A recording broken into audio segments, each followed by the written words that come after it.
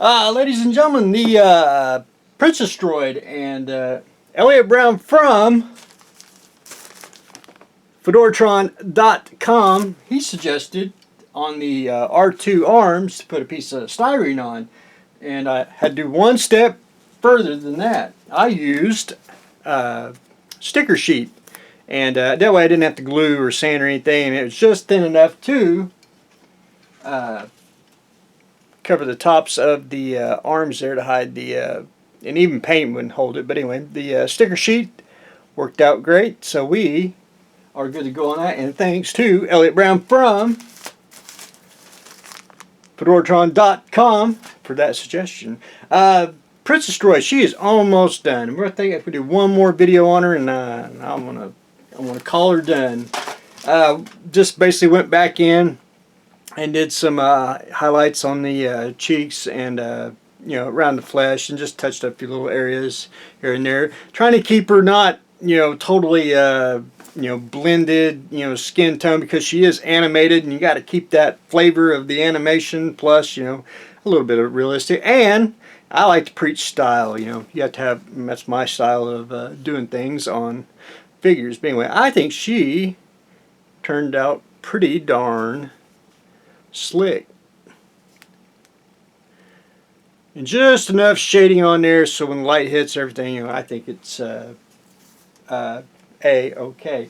The R2 unit, again, thanks to Elliot, put the sticker sheet on there, covered up the arms. I went in and touched up a few places, and I don't know if you can see it on the feet there, but I added some pigment powders. Again, I didn't go over, I just basically a light little dusting just to give them a little, I always say character. It, you know, breaks up the monotonous of the white and just makes him a little weathered, not, you know, completely dirty or anything. But anyway, you know, he's pretty clean, you know, most time.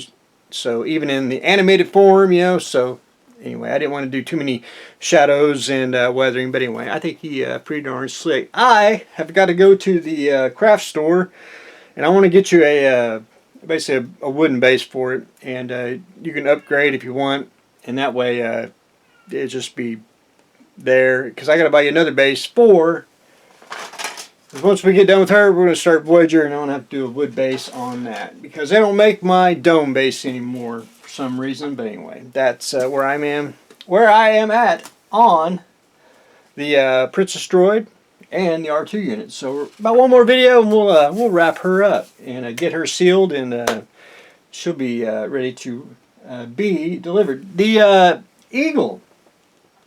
Last I left off, I said I made a little template just out of index card, just random 3 little squares, just to make I want to say hole plating, or Aztec if you want to call it that. And I painted it, and the light will hit it right, just very random around everywhere, especially on the sides here. You might be able to see it. Try to keep it faint, you know, darken spots, lighter in some areas, you know. Try to do the engines the same way. Just depends on how you hit it on the, you know, different way. Even on the bottom. Hopefully that'll break nothing. Again, it's just very faint. Again, you know, may not be able to see it on camera, may not. But it's one of those, it's you know, I like very subtle paneling. That way it's just, you know, you have to get up on it to see it.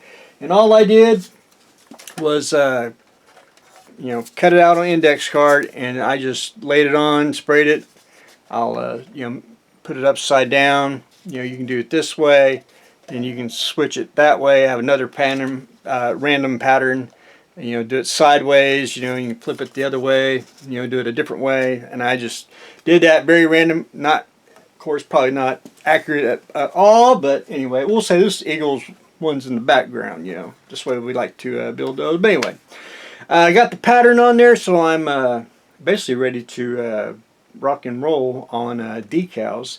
So what I'm going to do next is I'm going to spray it with a gloss, let that sit overnight, and then we'll probably start doing decals. And then after I get the decals on, I want to do I always say a little light weathering. And when I say light weathering, get the decals on, I can go back in and finish, making the decals a little dirtier, not just look like you freshly applied them.